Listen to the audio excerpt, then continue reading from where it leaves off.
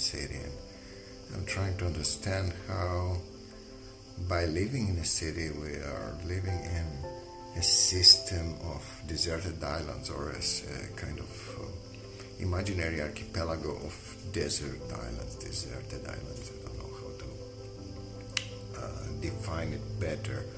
Islands that are inhabited only by one of us, where we try to understand life through this kind of seclusion and isolation in the island,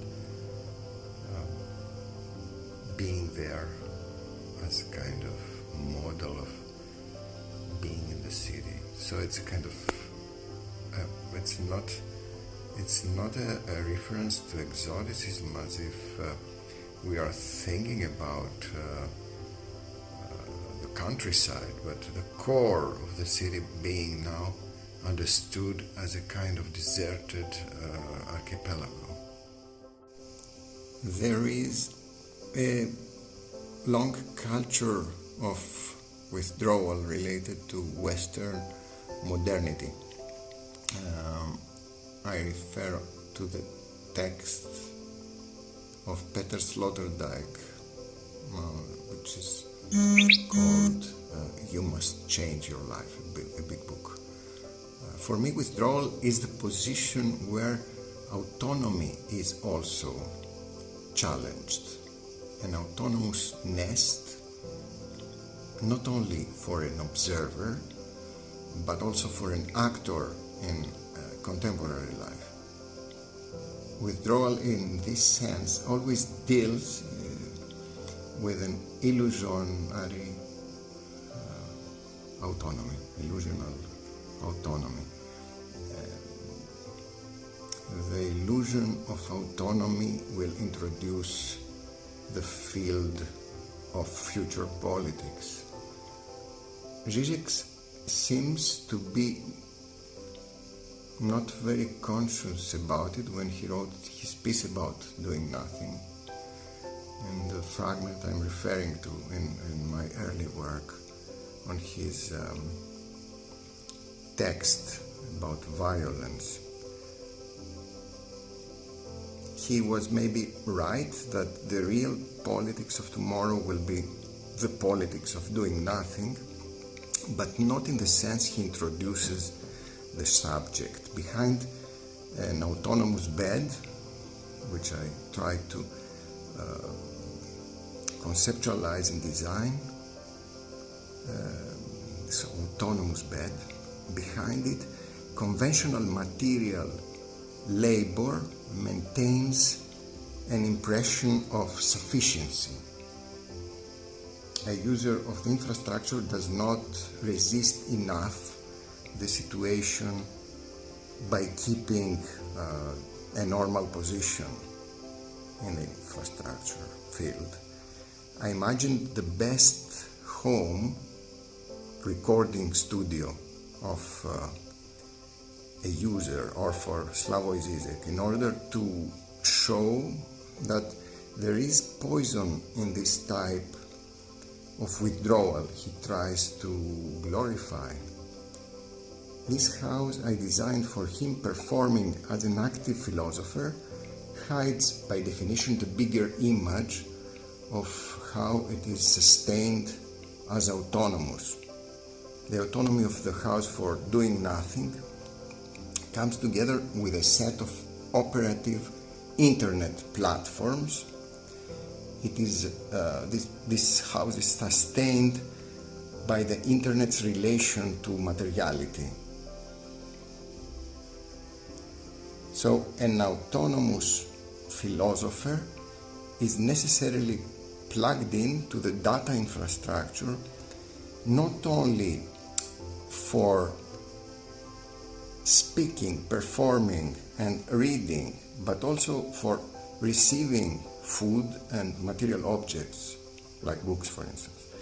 The domestic infrastructure already occupies the core of our dwellings. It is more successful when it is invisible. The more autonomous and nude one appears in their dwelling, the best.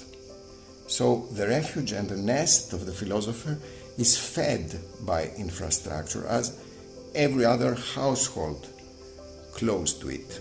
It makes no sense, that's what I was proposing from then on, to glorify the most trivial position one can find in post-urban infrastructure.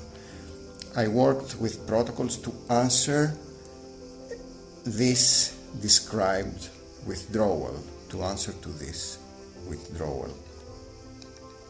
Protocols and withdrawal are two sides of the same investigation of mine. My protocols tend to destabilize the so-called autonomous performance of a nowadays dwelling monad. Well, protocols are different types of theater scripts. They drive to a certain playwright production. The texts are write, or we write together with my partners in this job. This text production proposes a series of acts being performed together through a common determination. There is a common determination that is lacking also this recording of life in the city as an island life. They are based on plural agreements. Every simple object of everyday life is also a function of a set of protocols. A textual description of its performance. And I say this because a table or a chair or a door are pieces we imagine belonging to the scenography of things, or belonging to the material side of the most evident life happening. The protocols I'm working with start with a consciousness about an active engagement on the literary side of materiality.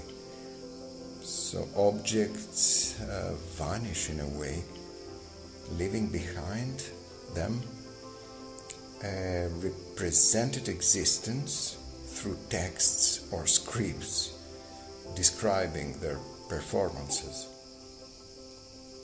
The island where I took I shot confinement in landscape too. The visual data that I used is Hydra. It's a small island very close to Athens. It is a touristic island of Greece. One of the first that attracted tourism from the 50s. Around it there is a small archipelago of such deserted islands, smaller or bigger. I think they provide a structural map of the condition of urban withdrawal I was interested into explaining. A condition of urban withdrawal in a city today. They serve first as an allegory, so it's a kind of myth that they create there that is very useful for me. And the archipelago and the concept of island are the strongest metaphors I am very attracted to, and I come back again and again. It's not only the book by Cacciari about archipelago, it is not Deleuze's essay about oceanic islands, the desert island book, a small essay. The archipelago structure juxtaposition while it materializes the concept of being opposite, being across. One stands on an island while one has in front of his or hers another island. So another opposite island is similar to the island one is standing on, but one cannot follow any continuity while navigating from the one island to the other. This concept of opposite, appenandi, gegenüber, is not very dramatic. It mostly shows another similar state than the one of the observer. Nothing radically different or negating the point of view of the observer. It offers a similar point of view. Island in Latin comes from isola, is isola, isolare. One can recognize immediately the concept of isolation in it, but also nisus, in Greek nesos, comes from floating, so that's also why I'm always keeping this reference to a floating type of understanding this isolation. The question about how to create the distance for withdrawal, to contemplate, withdrawal to contemplate as a kind of practice. How to create this distance one needs to create contemplation from a distance, withdrawal for contemplation. This question is the question that I pose in the work. And I am hypnotized by the power of this infinite interior. I record the deep character of this banality and the contamination of any exteriority by this type of domesticity. We are continuously in the realm of whispers coming from this hybrid domestic big outside till the end, till the war gets us, or till the very end of whatever time is meaning.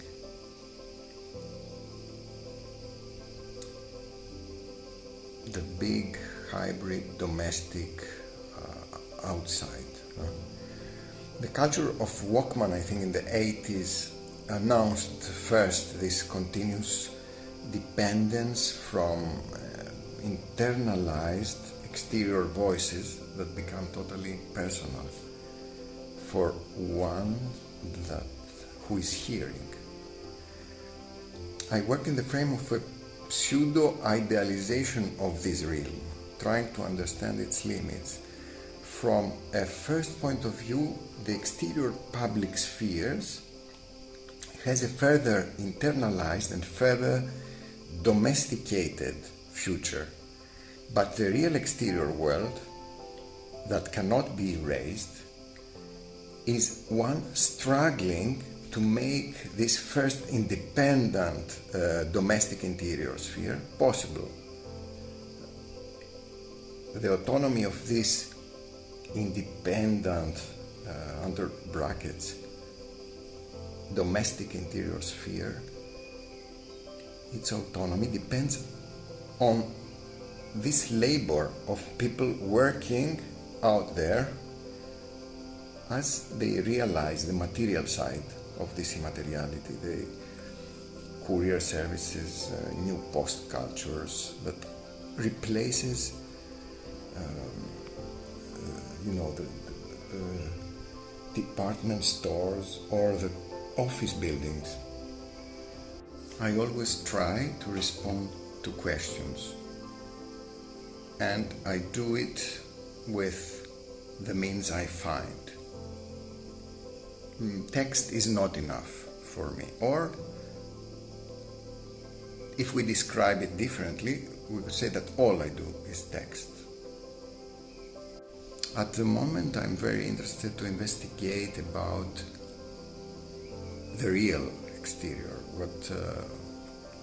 What is this kind of new structure that replaces the city life, the operating practice of maintaining this fake autonomy of an extended bed, let's say, where we are supposed to live till the end. My work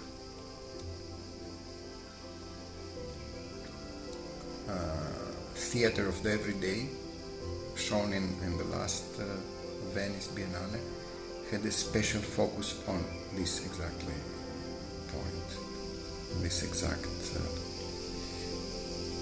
idea.